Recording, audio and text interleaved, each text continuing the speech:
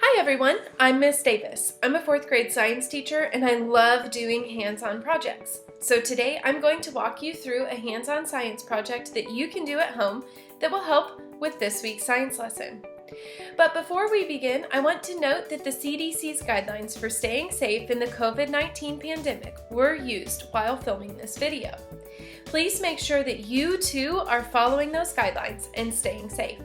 All right, now let's do some science. All right, today we're going to do a science experiment about heat energy. But first, before we can start, we need to make sure we have the right area in which to work. Since the virus is going around, I'm also going to use some bleach and sanitize my space so that nobody gets sick. It's very important to stay clean right now.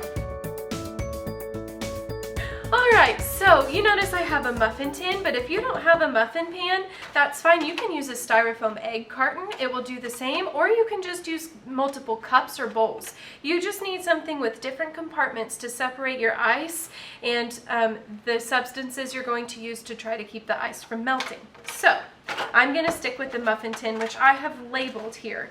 You don't have to label yours as long as you can remember what you put in each space.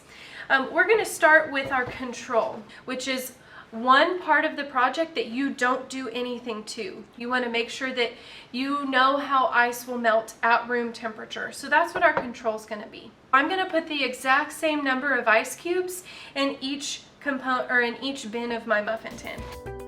My fingers are cold.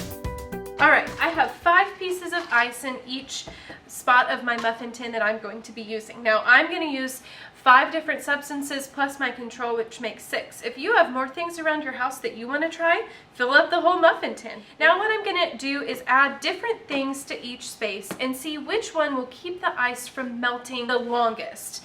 Before I can add them, I need to make a prediction. This is called a hypothesis, and it's very important that you form a hypothesis. So which one do you think is going to keep the ice from melting the best? Do you think it's going to be sugar, cold water, coffee grounds? What teacher doesn't love some coffee?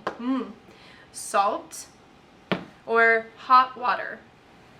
Let's see. I'm going to start adding these things to my ice, and I have to work quickly so that my ice doesn't all melt. So I'm going to add the sugar. I'm going to add the cold water, and be careful not to put it in with the hot water spot. I'm going to add coffee. Whoop! I covered up the ice. That's okay. I'm going to add a bunch of salt. You know what? That's taking too long. There we go. Got some salt in there. And then I'm going to add my hot water. Okay, be careful when you add the hot water that you don't burn yourself. Now I'm going to run a stopwatch on my phone. You can use your tablet or your computer or just look at the clock in your house because I want to see which one is melting the fastest. And oh my goodness, the hot water already melted the ice. That was less than 8 seconds. That was quick. So it's definitely not hot water that's going to keep the ice frozen the longest. Let's watch the rest. Well, I can't see the ice under the coffee grounds. Hold on. Let me see if I can move some of that coffee out. If you spill some, it's okay. But I do know that there are still some cubes in there. So it's not melting much.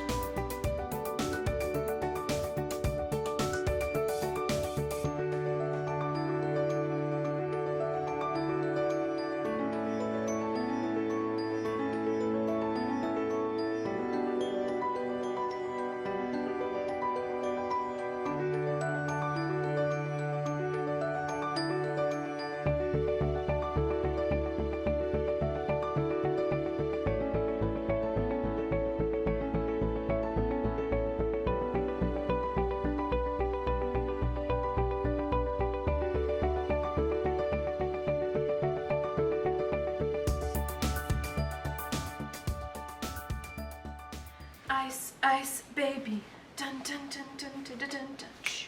Ice, ice, baby, dun dun dun dun dun dun dun dun. Yeah, I can hear you calling me cringy right now. It's okay.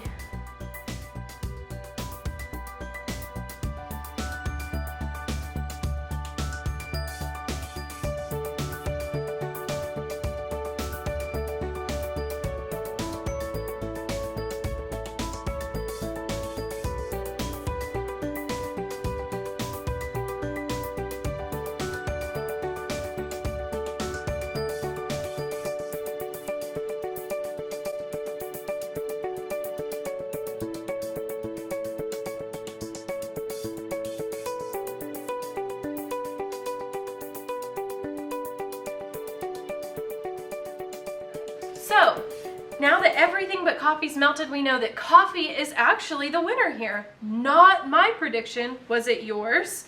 It's important after we do science that we take a minute and we look at the results. So we know that hot water clearly is going to melt ice the fastest, which just makes sense.